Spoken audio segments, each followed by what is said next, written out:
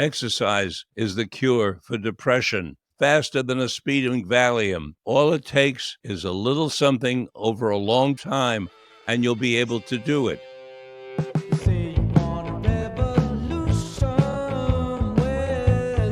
Welcome to Mind, Body, Health, and Politics. I'm your host, Dr. Richard Lewis Miller. I'm an 85-year-old clinical psychologist, and I've been practicing for 64 years. I've been doing this program, Mind, Body, Health, and Politics, for the last 20 years. So at approximately 50 interviews every single year. For 20 years, that's roughly 1,000 interviews. Some of them really stand out. One of them is an interview with Robert Whitaker on his book, Anatomy of an Epidemic. In his book, he talks about how the pharmaceutical companies believe that depression is caused by an imbalance in neurotransmitters, and so they produce these medicines, the SSRIs, to balance the neurotransmitters. Whitaker says they're on the wrong track, that people with depression are not suffering from an imbalance of neurotransmitters, and when they take those drugs, they get out of balance rather than in balance, and that's why at least 2/3 of the people who take SSRIs do not get relief. 1/3 actually get worse, and about 1/3 get better. It's not a very good record. The country is now suffering from depression. 40% of the United States evidently are suffering from depression, according to my colleagues at Johns Hopkins University School of Epidemiology. 40% of the country suffering depression. That's a very large number. So what are we going to do about it? Well, Duke University did a very interesting study. They had 3 groups that they studied. One group did running. One group took an SSRI, and one group took an SSRI and went running. And then they tested the people over time. They found out that the group that did the running, they recovered from their depression the most. The group that took the medicine came in second, and the group that did the running and the medicine came in third. You might wonder why that happened. Well, it seems that the SSRI decreased the value of the running. But most importantly, the running, the jogging, is what came in first. And that influenced me when I was in my late 30s and early 40s. So I decided I would start to take up running as a hobby and as a way to teach my patients if, in fact, it was helpful. Now, I already suffered from, you could call it depression or morning grumpiness, but I was basically in a lousy mood every morning. And it took a while during the day for that to lift. So I started the running program. When I started, literally, I couldn't run 100 yards. I was a couch potato till I was about 40. The most exercise I got maybe was from turning pages on a book or maybe making love. But I didn't have a lot of endurance. So I went out and I did about 100 yards. And I did 100 yards the next day, and I kept doing it. And the following week I added until eventually I was up to 10 minutes a day, and then eventually 12 and 15. And I kept it up for an entire year. And by the end of the year, I was able to run for an hour every day. Then I was starting to get into really good shape. Then I increased my speed until about at a year and a half out, I could run for an hour and cover about 8 miles. And that's pretty darn good. And I was happy with that.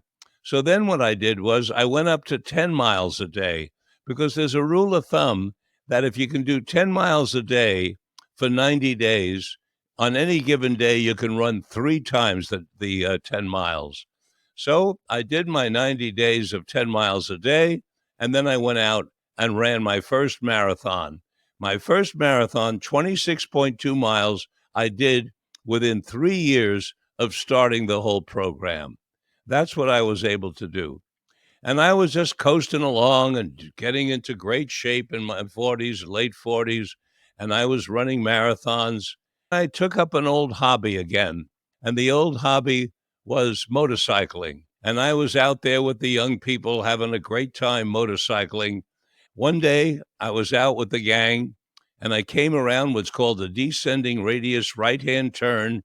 There was a Winnebago motor vehicle coming at me on my side of the road, and he hit me head on and ran over me and crushed both of my legs. I was there on the blacktop highway, and I tried to lift my left leg, and my foot came up and hit me in the face. I knew that it was no longer connected in some way. And so I closed my eyes, and I saw myself drifting out into the great beyond, way out into the blackness. And I knew I was dying, and I accepted it, and I let it go, and I started to drift way out. And then when I was way out in space, I saw a picture of myself strapped into a wheelchair with no legs. And I was sitting there with a patient, and I was doing my work in my office. And I heard a voice say, "Richard, even without legs, you can still make a contribution." And that was enough for me. I reversed course. I came back in from the darkness. I brought myself all the way back into my body. And I immediately went into abdominal breathing, which is a way to keep everything steady in the body, to achieve homeostasis, to make sure everything is oxygenated. And by breathing that way, I stopped myself from going into shock. And I opened my eyes and I said to the motorcycle guys, "I'm going to make it. Get me a helicopter." And I got a helicopter and I was flown to the hospital. And they flew me and brought me into the emergency room, cut off all my clothing. A doctor walks over to me and he tells me they're going to amputate my legs. And I argue him out of it, which I did successfully. And I had a 15-and-a-half-hour surgery. And then I had a long recovery in a wheelchair. But after 6 months in a wheelchair, I took my first step. And as soon as I took that step, I knew that I would be jogging again. And I made a pledge that I would do a triathlon within 2 years. I took one step, 2 steps, 3 steps, the same thing I had done with the running. Eventually, after a few weeks, it was 20 steps, and then 50 steps, and then 100. And eventually, over time, I was able to walk for an hour, and eventually, with crutches, I was able to run again. And within 2 years, I did the 2 triathlons. A little something over a long period of time is a lot of something. A little progression from 1 step to 2 to 20 to 50 to 10 minutes to 30 minutes to 50 minutes. And I progressed and I got back into the exercise again. And of course, that made me feel good again because exercise is the cure for depression. Exercise is faster than a speeding Valium. All it takes is a little something over a long period of time, and you'll be able to do it. Now, you don't have to walk or run. There are various things you can do. You can do the elliptical machine. You can do a treadmill. You can do a bicycle. You can do swimming. I do swimming as well. Swimming is wonderful. What you do is not as important as the commitment to do something. And the commitment to do something starts with saying, tomorrow morning at 9 o'clock or 8 o'clock or 10 o'clock, whatever the time is you have, 5 o'clock, I'm going to do 10 minutes of walking. And the next day, 10 minutes again. And then you do that for a week, and then you add 2 minutes, 12. And the following week, add 2 minutes. And if you keep doing that, I guarantee you that by the end of the year, you will be able to walk or jog for an hour. And that will improve yourself emotionally. It'll improve you physically. It'll improve your immune system. Exercise, exercise, exercise. That's what I'm here to tell you about. So we have the Robert Whitaker book telling us that the SSRIs are only effective for a small percentage of the population.